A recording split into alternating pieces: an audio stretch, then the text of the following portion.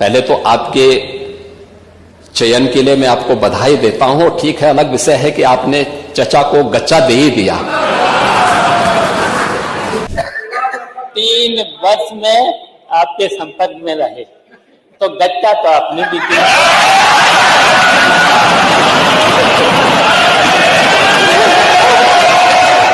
आपके जो deputy minister chief minister हैं, डिप्टी चीफ मिनिस्टर हैं, वो आपको फिर गच्चा देंगे।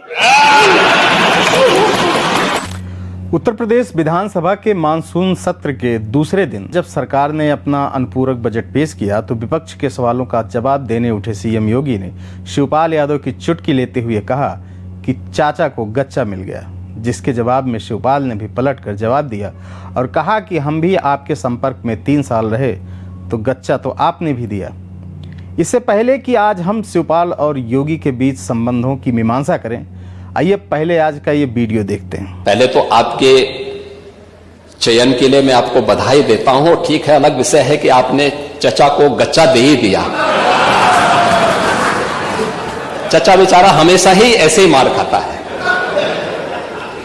उनकी नियति ही ऐसी है, क्योंकि भतीजा हमेशा भयभीत रहता है। हमें गच्चा नहीं मिला है।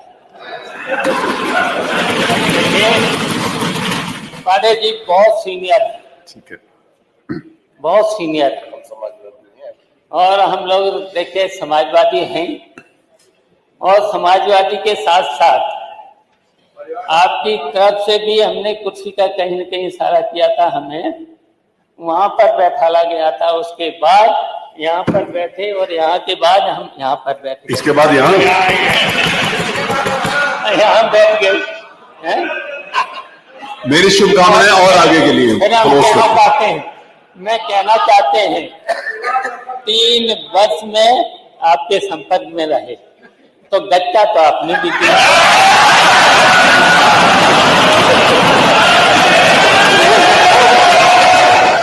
तो आपने देखा कि कैसे मजाक मजाक में दोनों ने अपनी बातें कह दी।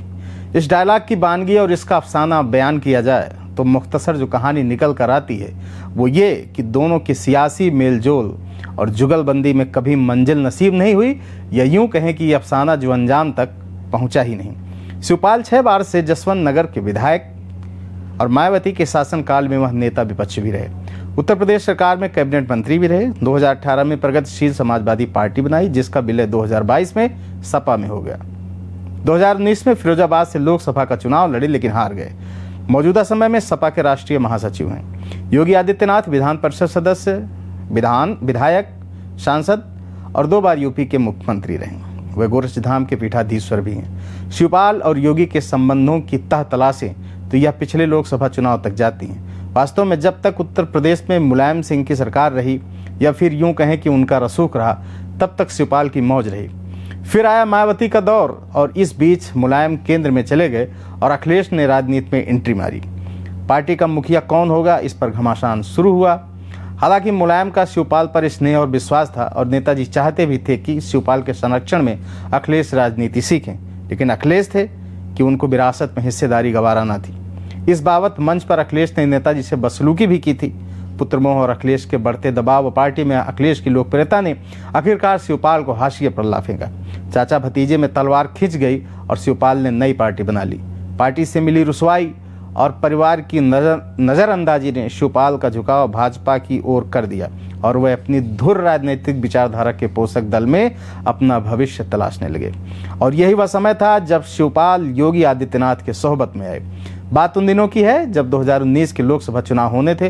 लगभग 3 साल का वह समय था जब इन दोनों नेताओं में आपसी सहमति को लेकर कई बात बनी और बिगड़ी, आखिरकार बनी भी नहीं। इस दौरान क्या कुछ हुआ, आइए जान लेते हैं। शिवपाल यादव उत्तर प्रदेश में सियासी अफवाहों का बाजार गर्म करने में लगे थे। पहले वह सहयोगी दलों के साथ सपा की मीटिंग से गायब रहे, फिर अगले ही दिन मुख्यमंत्री योगी आदित्यनाथ से मुलाकात करने का फैसला कर लिया। 2 दिन बाद उन्होंने ट्विटर पर आदित्यनाथ प्रधानमंत्री नरेंद्र मोदी और पूर्व उप मुख्यमंत्री दिनेश शर्मा को फॉलो करना शुरू किया। ट्विटर पर रामायण की एक चौपाई से परिवार पर तंज भी कसा, जिसमें संस्कारों का उल्लेख किया गया था।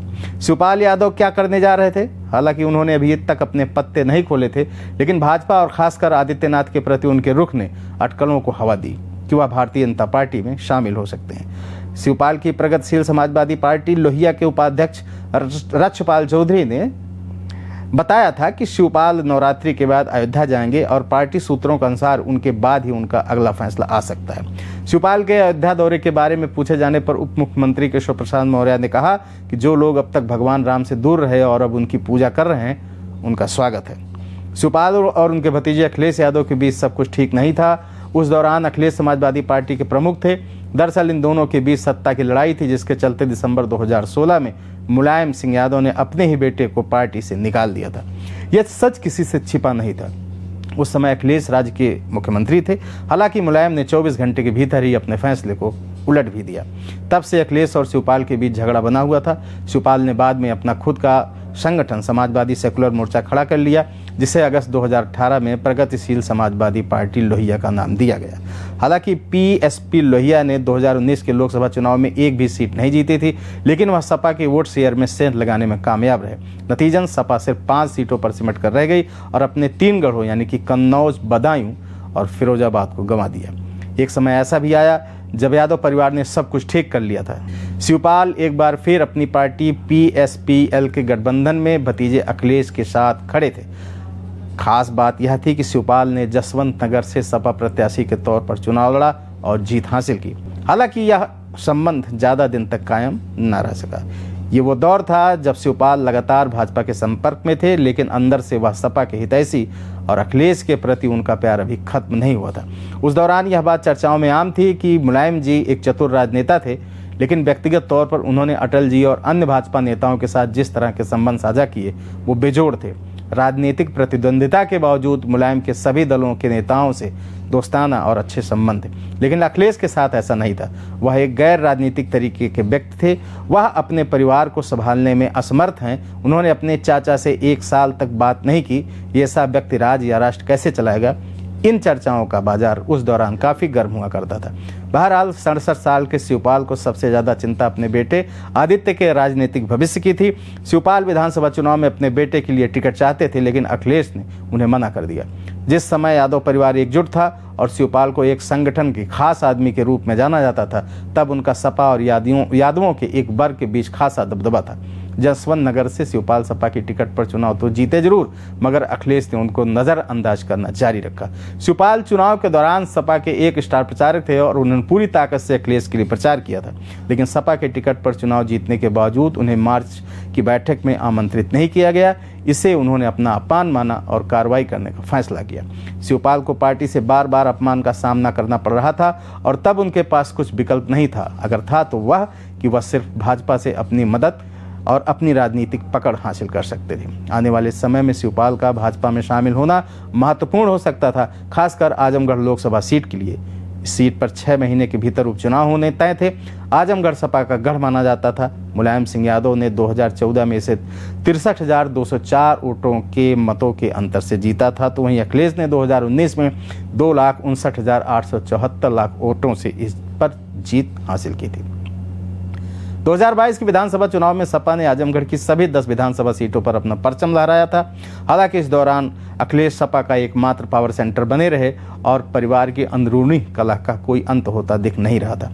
आदित्यनाथ के नेतृत्व वाली राज्य सरकार ने शिवपाल को लखनऊ के पास मॉल एवेन्यू में एक प्रतिष्ठित बंगला भी आवंटित किया था। गौरतलब है कि 12 अक्टूबर 2018 को 2019 के आम चुनाव से कुछ समय पहले आदित्यनाथ सरकार ने शिवपाल को 6 लाल बहादुर शास्त्री मार्ग पर एक घर आवंटित किया था। यह वही बंगला था जिसे मायावती को सुप्रीम कोर्ट के आदेश पर महीनों पहले खाली करने के लिए मजबूर किया गया था। फिलहाल समय के साथ 2022 में शिवपाल और अखिलेश के बीच चल रहे विवादों पर विराम लग गया। शिवपाल की पार्टी का सपा में विलय हुआ। समय समय पर योगी आदित्यनाथ शिवपाल के जख्मों को हरा कर देते हैं। माता प्रसाद को नेता विपक्ष बनाकर अखिलेश ने एक बड़ा दांव भी खेला है, जिसके जरिए वह आगामी चुनाव में ब्राह्मण मतदाताओं को अपनी ओर खींचने का प्रयास कर रहे हैं। गौरतलब है कि पिछले कुछ समय में ब्राह्मण वर्ग ने भाजपा में अपनी उपेक्षा का आरोप लगाया है और समय समय पर प्रदेश के मुखिया योगी के ऊपर जाति विशेष का हितैषी होने का भी आरोप लगा है। ऐसी दशा में माता प्रसाद पांडे को नेता विपक्ष बनाकर सपा ने ब्राह्मणों को साफ टारगेट समझते हुए एक प्रयोग किया है और इस बात के लिए अखिलेश ने चाचा शिवपाल को भी विश्वास में ले लिया है। तो ये थी शिवपाल और योगी के बीच की राजनीतिक कहानी, जिसका एकाध पन्ना कभी कभार खुल जाता है, जैसे विधानसभा में हुआ। इस संदर्भ में बस इतना ही। मेरा नाम विवेक है और आप अनादि टीवी यूपी देख रहे थे। बहुत बहुत शुक्रिया, धन्यवाद। अगर आप इस वीडियो को YouTube पर देख रहे हैं तो चैनल को सब्सक्राइब करें और बेल आइकन दबाना ना भूलें। अगर Facebook पर देख रहे हैं तो चैनल को लाइक करें।